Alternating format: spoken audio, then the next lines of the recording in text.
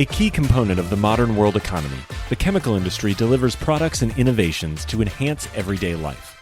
It is also an industry in transformation, where chemical executives and workers are delivering growth and industry-changing advancements while responding to pressures from investors, regulators, and public opinion. Discover how leading companies are approaching these challenges here on The Chemical Show. Join Victoria Meyer, president of Progressio Global and host of The Chemical Show, as she speaks with executives across the industry and learns how they are leading their companies to grow, transform, and push industry boundaries on all frontiers. Here's your host, Victoria Meyer. Hi, this is Victoria Meyer, host of The Chemical Show podcast. Thank you for joining me today. I really appreciate the loyal listeners and the new listeners that join us each week. And I really enjoy helping to share the story of different chemical executives and chemical companies and share perspectives across the industry. And so thank you for listening. If you enjoy this episode, please share it with 2 friends or colleagues. You can also comment or review either on your favorite podcast player or go over to LinkedIn and leave a message on the Chemical Show page. This week, I am speaking with crisis communications expert, Gerard Braud. Gerard has helped leaders on 5 continents with crisis communications plans, media training, and crisis communications drills. In 2020, he became the founder of a new crisis communications software platform known as Situation Hub.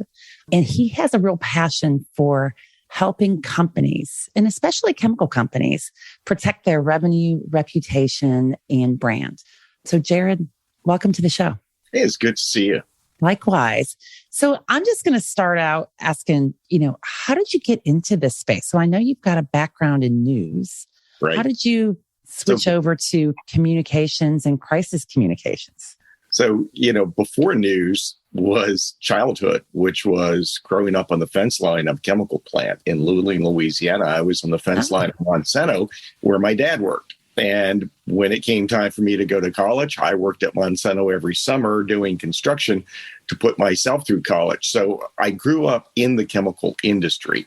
And when I became a reporter, I spent 15 years as a reporter. A big part of what I covered was the specialty of first politics, and politics transitioned into environmental issues at the time I was a reporter. So for 10 years, I became designated as an environmental reporter. And I was in New Orleans and Baton Rouge at the time. So I'm in the industrial corridor. So for us, environmental issues included wetlands and the environment, coastal Louisiana, but it also included that industrial corridor. It included activism. I spent a lot of time covering Greenpeace, lots of time talking to activist organizations. And then it blossomed into environmental justice issues and social issues. And I watched as a reporter a couple of things. Companies didn't know how to deal with activists. When Greenpeace came, Greenpeace made them look like fools. But I also observed that if there was a fire and explosion, when I showed up at the scene of that fire and explosion, there was never anyone from the company there to greet me or to share information with me. And 2, 3, and 4 hours would go by with me doing live news coverage and no official information. So that's interesting. How did that bring me where I am today? I just kept looking every day going, somebody needs to really tell these people, hey, have you thought of trying this? So I became one of those guys that, became a coach to spokespeople, became a coach to the chemical industry, saying, hey, this is what the media expects of you. This is what the public expects of you. I've talked to them. I know what their needs are. Let's meet their needs. Yeah, that's really interesting. I think we've all seen this, right? In a world of social media where everybody is a reporter because they have a video camera on their phone with them at all times. Yeah. It's super challenging to stay ahead of it. Well, the eyewitnesses now tell every event. You're over there in the Houston area, and Houston has just had an enormous number of fires and explosions and chemical releases over the past few years. So I don't know what's going on in the industry, but what I can do is look at the trend of how every one of these unfolds in the news and unfolds in the community. And this is really where my passion lies, is getting information out that is factual, that is fast, and without fluff. The pain, problem, and predicament companies face is the 3.5 to 4 hour window it takes from the flashpoint of the incident, from the flashpoint of the situation, to gather information about the incident, then to draft a statement, then to get approval for the statement, but go through, numerous rewrites and then go through legal review before a statement goes out. I always clock it. It's like 3 hours and 38 minutes before the statement came out, right? And that's unacceptable back in the day when I was a reporter, but it's especially unacceptable in the day of social media. Yeah. Everybody's got one of these phones. Everybody has the ability to take the picture, as you said, put it on Twitter. Twitter is instant. Facebook Live is instant. And it's time for corporations, especially our friends in the chemical industry, to say, we need to come of age and recognize that if we're going to protect our revenue, reputation, and brand, part of doing that is communications when a situation goes bad fast. And for me, that's the bottom line. If you try to expand your plant and the community hates you because of your last fire and explosion, you're never getting that plant. You're never getting that expansion. All that revenue is going down the drain. It's just not going to materialize. Or if you are an unsafe company, your customers are going to leave you. It's interesting because I have at least 2 of my major chemical clients. One of them is in the Houston area, one of them is in New Jersey, but both of them lost feedstock that they were getting from a Houston company. And they could tell things were going bad with this company. So both of them built facilities to create their own stock so they can feed themselves. Interesting. Yeah. But so that means that this company that had the fire and explosion, they're not able to rebuild because their 2 biggest customers went, no, we can't deal with you. We can't wait for you. We don't trust you. You didn't show us signs of safety before the incident. The incident proved that you weren't safe. We're now taking over and being self-sufficient. So revenue, reputation, and brand is serious business. It's a multi-million-dollar business. Absolutely. Makes sense. And in fact, I think there's a big connection to reputation management, your employee experience and your employee's view of the company and your customer experience, as you say, so that, your example there where the customers, made decisions, left that company because of the reputation and just the overall behaviors it's real. It's real. Yeah. So how do companies get ahead of it, right? So you say it takes 3.5 hours, which, probably seems fast, but when you're in the heat of the moment, we all know that that's slow. So how do companies get ahead of it? Yeah, so I've got a 5-step process that I've been working with companies on for 25, 30 years now. Yeah. And I'll take you real fast through the 5-step process, but I'm perpetually perfecting the 5-step process to make it go faster. So the first part of the process, step 1, is I call it the 5 steps to effective crisis communications. The first thing you do is you sit down with your team, bring in a facilitator if you need, and talk about vulnerabilities. So a vulnerability assessment looks at everything that could damage your revenue, reputation, and brand. So it is the chemical release. It is the odor release. It is the fire. It is the explosion. But it's also if you get hacked in IT, right? Because IT is a huge issue right now. It's also if someone from the company posts something on social media or an executive with the company does something they shouldn't do that's captured and publicized on social media. It's all of the arrest of employees. It's all of the executive misbehavior, bribes, extortion, sexual harassment.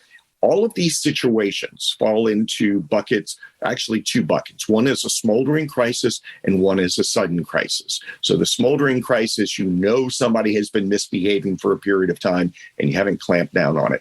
So a vulnerability assessment is step 1. Let's chart out, map out, list out everything that could damage your revenue, reputation, and brand. That then serves as a roadmap for the next 4 steps. So the second step is to have a good crisis communications plan And in public relations, there are many variations of crisis communications plans.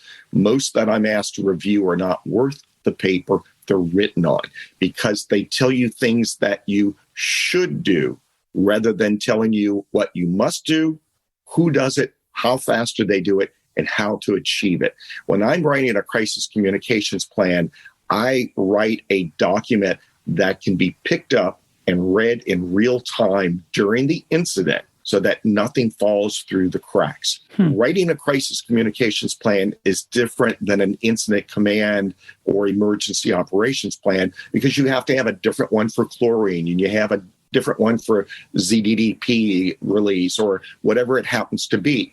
But in crisis communications, the goal is gather information fast, confirm that information, turn that information into a statement and release it to your stakeholders. And those stakeholders would, of course, be media if necessary, your employees are one of the higher priorities there because you need to get information to them fast. Otherwise, they'll spread rumors. But then you also have to get it to your community and then whatever, regulators. So your plan walks you through that. The variable for crisis communications is step 3, which is pre-written news releases. There is not a sentence that can't be written today and used tomorrow. For decades, I've been writing hundreds and thousands of pre-written statements because what I do as a coach and a trainer is I know how the news story is going to be written. I know how the news reporter is going to behave.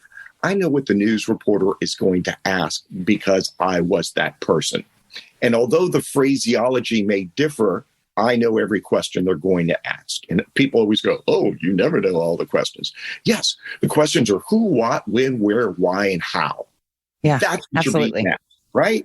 And the how and the why lead into speculation, which causes lawyers to go nuts saying, oh, we can't fuel plaintiffs' attorneys. The secret to a pre-written statement is to have a sentence that says members of our team are still investigating.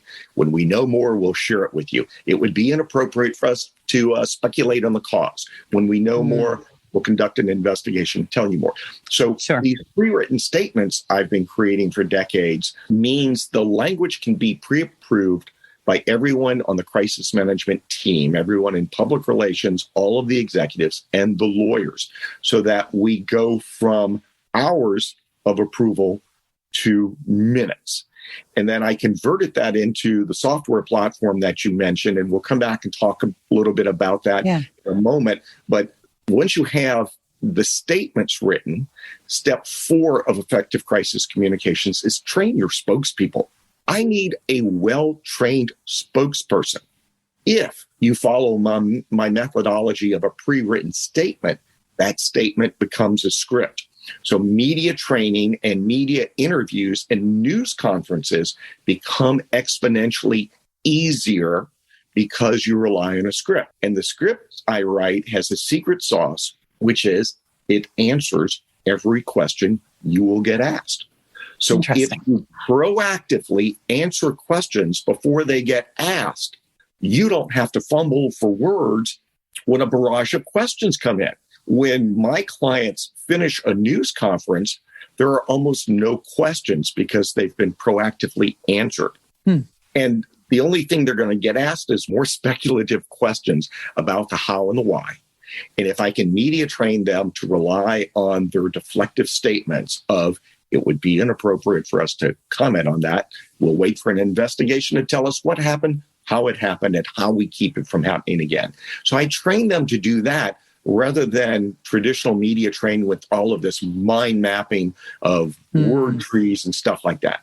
The 5th part of the secret recipe to effective crisis communications is when you do drills, and of course, make sure you're doing drills. Absolutely. Drills, make sure that the entire process of writing a news release, approving a news release, and conducting a news conference is done in that drill so that you're getting real life experience. Don't just sit at a table and go, well, Bob would go get the fire truck and John would come on in there with the spray and Mike would be putting on his hazmat suit and he and Sally would both put on the hazmat suits and go in there with the pipe wrench. Now, don't just talk it out. acted out, meaning act out at least the news conference. So those are the 5 steps. Now, what I've been able to do with Situation Hub is it gnaws at me, if you can't tell already, when people are slow. And I've been trying for decades to make it move faster. And I've been successful to get people to move within 1 hour or less of the onset of the crisis. And that's in every one of my plans. But with social media, 1 hour is 59 minutes too long, right? So what I did was I had the Stream for software. 8 years ago, I started trying to find people to write it. 6 years ago, I found a team of coders to actually start doing the smart behind-the-scenes stuff, because I am not a tech person when it comes to writing computer code. But I showed them what I wanted to do. And over 4 years, we built this product and I launched it. In fact, a company in Houston was the first one to use it right at 2 years ago. They were the first ones to sign on with it. They were an existing customer. But what I'm able to do is the vulnerability assessment is already done. I've already figured out most of what's going to go wrong with you. We can still have that discussion and spend some time on it. But in Situation Hub, the way it works is you log into the software and it's got a bunch of pull-down tabs of all the situations that could go wrong. So if you're a chemical company, your subscription is going to log you in to, right now, I think there are about 70 to 75 different scenarios. And again, all the chemical incidents, all the social media incidents, all the hacking incidents, worker injury, worker fatality, workplace shooting, various types of arrest, plus all of the weather events, the hurricanes, the winter storms, and things like this. So all of that is built into it. You find out what your event is, and you just go to the tab. So if it's a winter storm, you go to the winter storm warning tab for the storm and tell everybody what's happening. If you have an incident after the storm, you go to after storm event.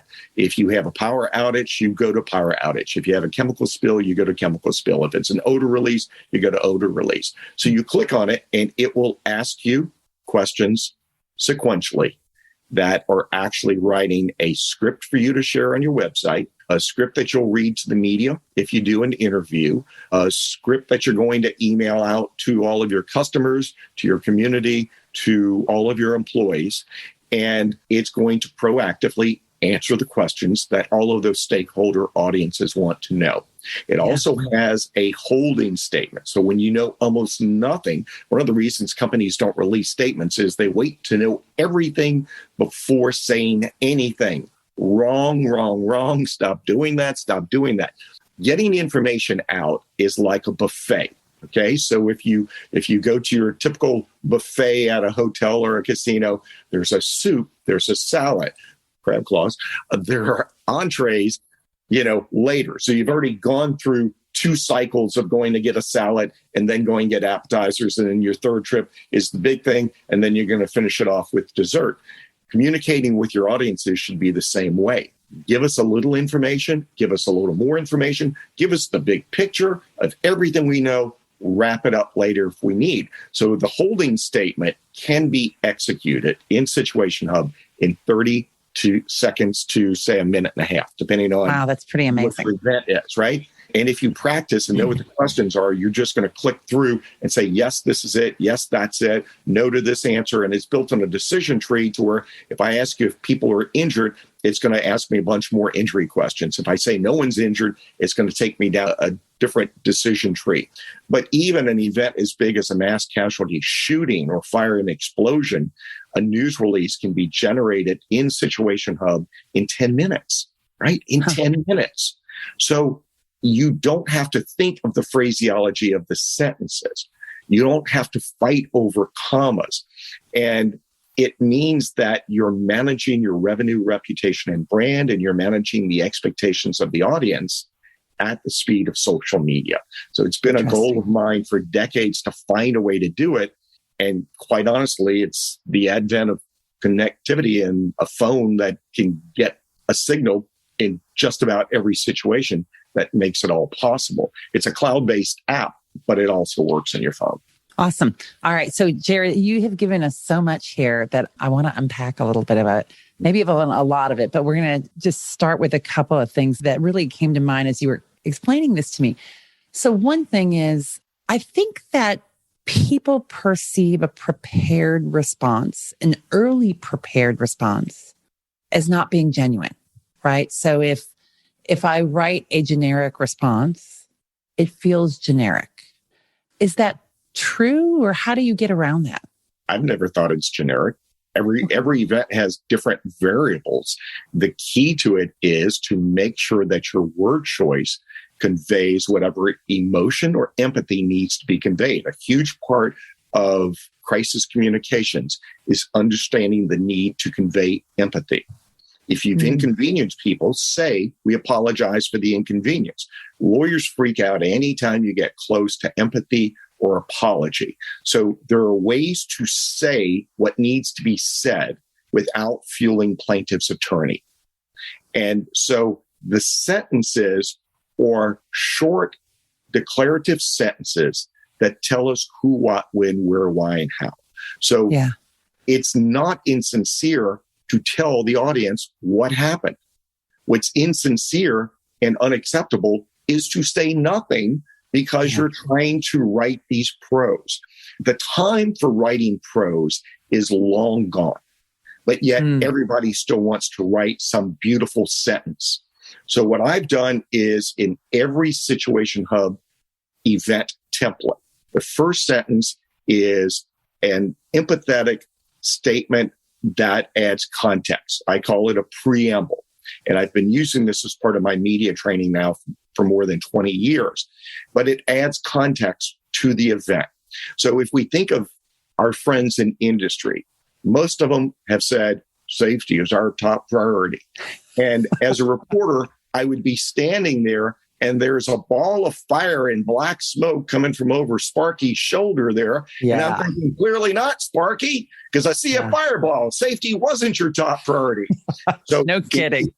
Hub, that sentence is thought out, right? So it would say at XYZ Chemical, one of our goals is to always be protective of human health and the environment. Then it transitions. However, there are times when things go wrong. Now it's empathy. Sadly, this is one of those days. Then I have the option. If somebody's dead, I can add, just by clicking a button, a sentence that says, our hearts are heavy with the news we have to share with you today. Yeah. This is what we can confirm. And then I go through the who, what, when, where, why, and how. So it's not generic to the extent that it's vanilla.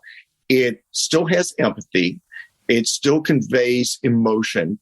All of this has been thought out because the question you asked me is the question I've been asked by everybody for 30 years. How do we make a statement that has its own life? And then some people will go, well, what if our company says this and another company says the same thing? Nobody's going to know. Nobody's comparing it. What they are comparing is what I'm comparing, which is you said nothing. And that was unacceptable. Or you waited 3 hours. That's unacceptable. So the language, I've been in so many war rooms and crisis centers over the decades. I know everything that's going to happen so I can write the words for it. We'll be right back. At Ecovist, they're accelerating the transition to a sustainability-driven future. Their long history of innovation, expertise, and customer collaboration supports the development of proprietary catalysts and services across their two industry-leading businesses, Advanced Materials and Catalysts and Eco Services. Advanced Materials and Catalysts is a leader in proprietary and customized technologies for polymers, cleaner fuels, emissions control, and circularity. Eco Services is the largest North American recycler of spent sulfuric acid. Ecovist, your catalyst for positive change. Interesting. That's really helpful. And I do think the comment you made about, safety is our number one responsibility as they're standing in front of a incident of some variety. Right. And there's a nuance to it. It reminds me actually a few years ago when I was working for Shell, I was actually leading the Safety Day event for Shell Chemicals in Houston. Yeah. And it's a designated day that Shell picks every year. And all around the globe, they do a Safety Day event that covers a variety of things. That very day, there had been a major incident in the Netherlands. And I do remember saying, okay, we're here. Right. And, unfortunately, This incident occurred this morning in the Netherlands. Fortunately, there appear to be no fatalities, and we don't want that to happen again. And that's why we're here today. So you have to acknowledge the fact that while you may be focusing on safety and as one of your critical priorities, and it is across the industry, I really believe that. Yeah. There's risks that occur and you can't make it completely risk-free. Right. You have to acknowledge and things happen. Yeah. But you have to acknowledge that. Yeah. And to your point about safety day, as a reporter, I used to cover those. And I was at one plant and my final question was, anything else you want to add? And the guy goes, well, you didn't ask me about them two guys that got their toes crushed by that tank car last week, but I just want to say safety is our top priority. And I'm going like, wait, what? And so the entire story changed. I know their PR people must have been thinking, oh my God, this went from safety day to unsafety day. Now, let me no kidding. With your background at Shell, when I was a reporter, Shell in Norco, Louisiana had this catastrophic cat cracker explosion with fatalities and injuries and things like this. And one of the things that was brilliant after the event was the large Exxon Mobil plant in Baton Rouge went to the team at Shell Norco and said, walk us through the horror of this and the horror of dealing with the media and the onslaught of the public so that we can build a plan to be ready if this ever happens to us. Yeah. And enough companies don't do that. That Exxon plant had a major fire and explosion just about a year later with 2 fatalities and a number of injuries. And they were so well prepared, to the extent that it happened on Christmas Eve. I had to cover it on Christmas Day. So I had to leave my family to go cover this tragedy. But they took us into the plant. They took us where it happened. They showed us the location. They made it a camera-ready event. And the point I would make is industry needs to always have another vulnerability assessment. In this day and age, you should have a vulnerability meeting once a month. But if it happens to someone else, never waste a good crisis. That was a Churchill quote. Never waste a good crisis. Study the other person's misfortunes. Debrief with them as possible. Look at that case study. Find out what worked, what didn't work, and modify your own plans and your own behavior, your own media training, your own drills, so that you're prepared if it ever happens to you. I think that's a really great point. I think collaboration is so key. And the industry does collaborate on many things, whether it extends all the way to crisis communications and how to respond. And does it happen often enough is questionable. It's actually interesting. So one of the things, it's a good segue because this year we've launched the Chemical Community, which is an online community specifically for chemical industry professionals to come together and learn from each other, collaborate. It ties very tightly into the chemical show. And so that's where people can follow up on chemical show topics and questions and meet speakers and guests. But there's also this aspect of what I heard from people, and what I hear regularly is we want to learn from each other. We want to know what other companies are facing, how they have responded to a crisis, how they're approaching it, and be able to do it in a appropriately an antitrust manner, right? So do it under the right guidance. And there's enough that we can do. And so actually it's a good thing. I encourage people to join the chemical community because that's exactly part of what we're building is this opportunity to collaborate and learn from each other. And one of the things that, I love when you do that type of thing, because sometimes people can ask a colleague a question that they would get shut down on in their own organization.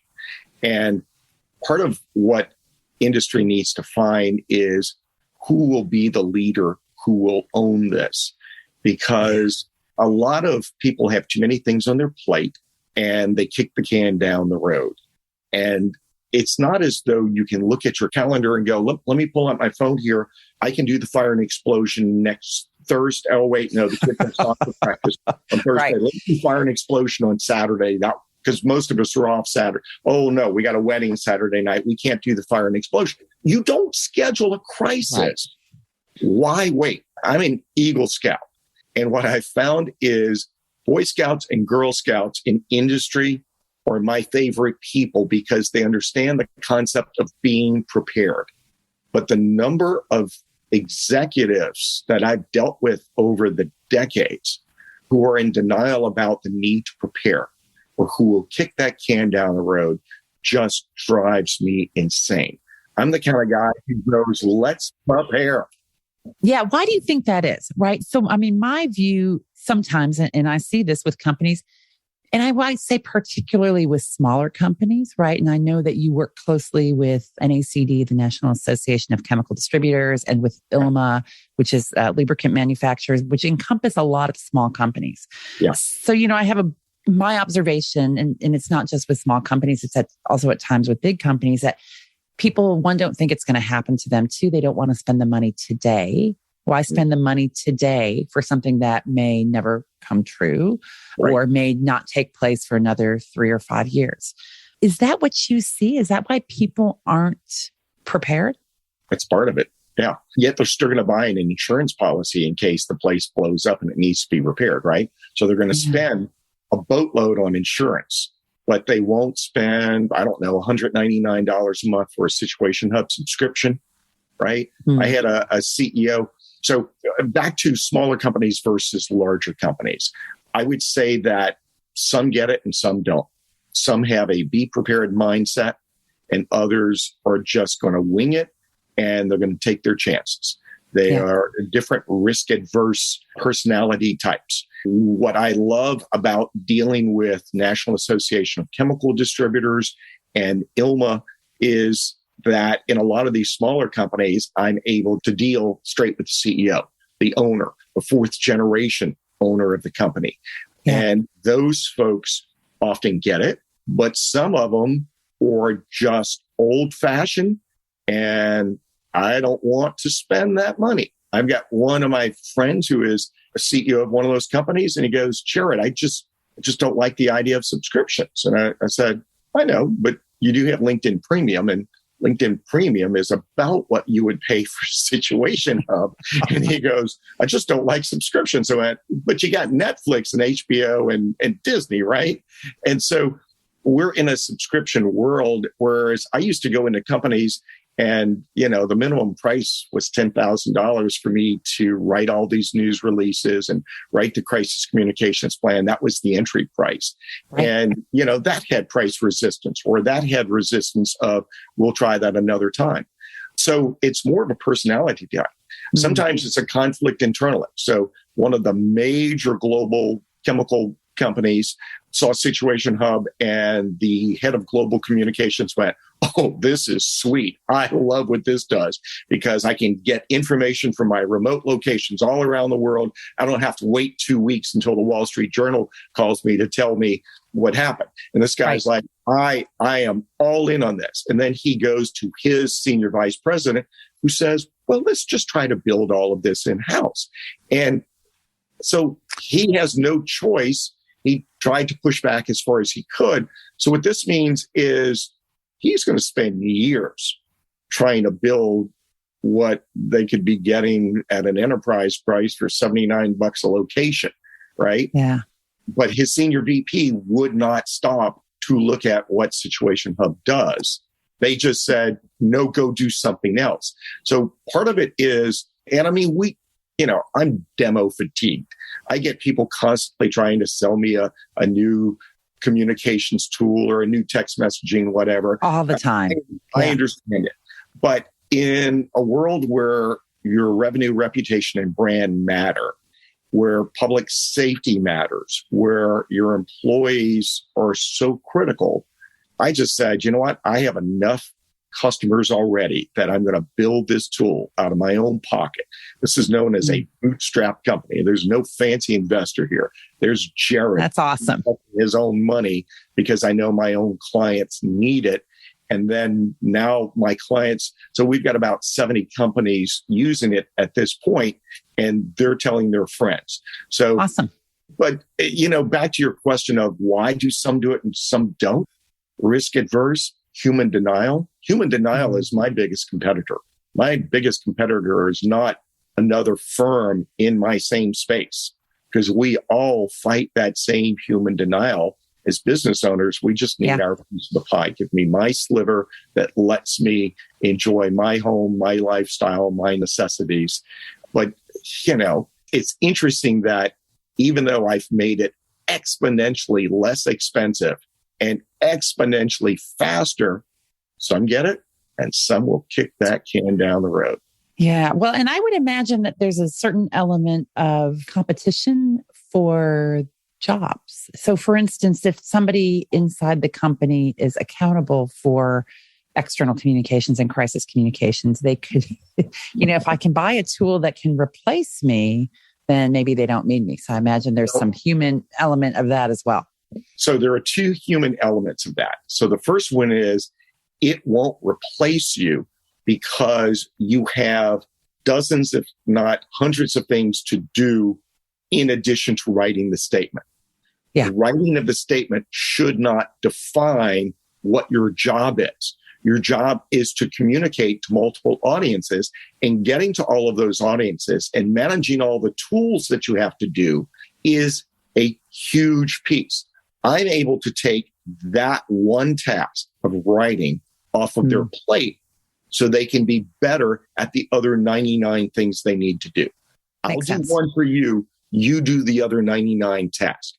Right. Your boss isn't going to fire you because my app automatically collects information, shares the information, writes a news release. It also creates an opportunity. So if you look at the challenges that people have, getting information. I used to work for a global mining company, and they operated a copper, gold, and silver mine over in Asia. And incidents would happen there that were relatively grand in scale that we should have been communicating about. And we didn't find out for 2 weeks until the Wall Street Journal called us. And it's like, we didn't hear about this. Right. In Situation Hub, you log in and you answer the questions. And there's a button that says Alert Team. You hit that button and everybody who needs to know gets an instant alert on their phone and in email. You click that and it brings you into a virtual situation room where everyone can read the facts and review them. So it's your job to do all of this. I've taken away the calling tree.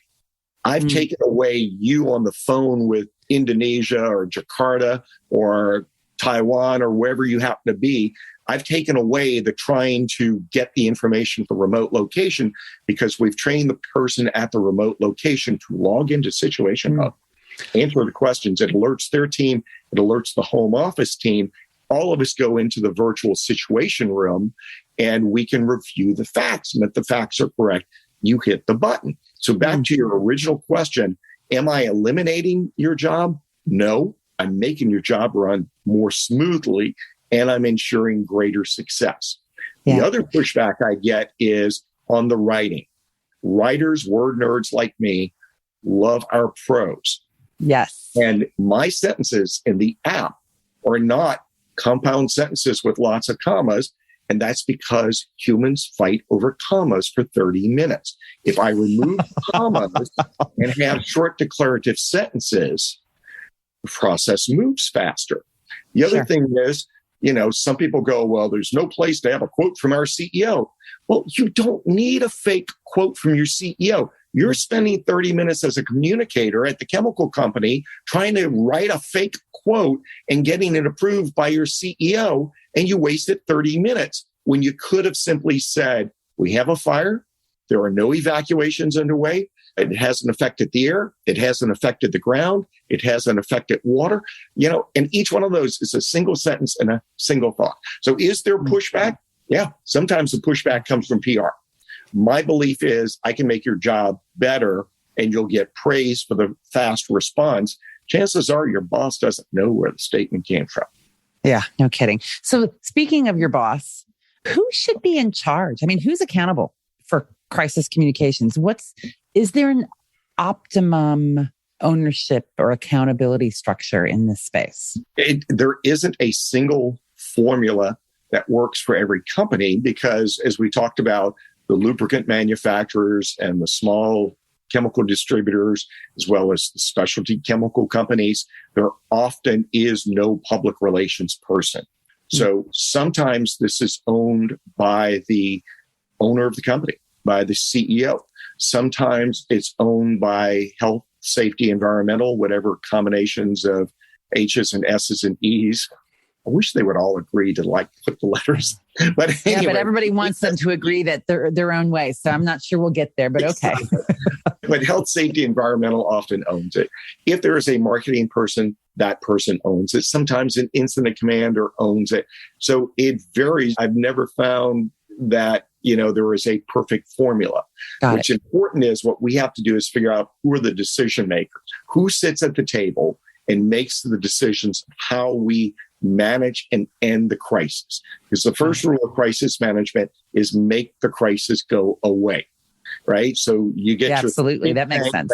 IT, CFO, legal, general manager, health, safety, environmental, incident command, production facilities, they're all at the table. Someone at that table has to go out and put out the fire or cap the well or shut down the release. That person can own everything, but that's not who's going to own the communications. So they've got to go out and manage their team. So we've got to figure out who's sitting at that table that doesn't have to put on a hazmat suit and run out with a pipe wrench to be the communications specialist. And one of the things I was trying to do with Situation Hub is if you have a PR team, it makes it run faster.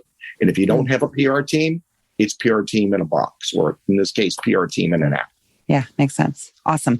Gerard, this has been super interesting.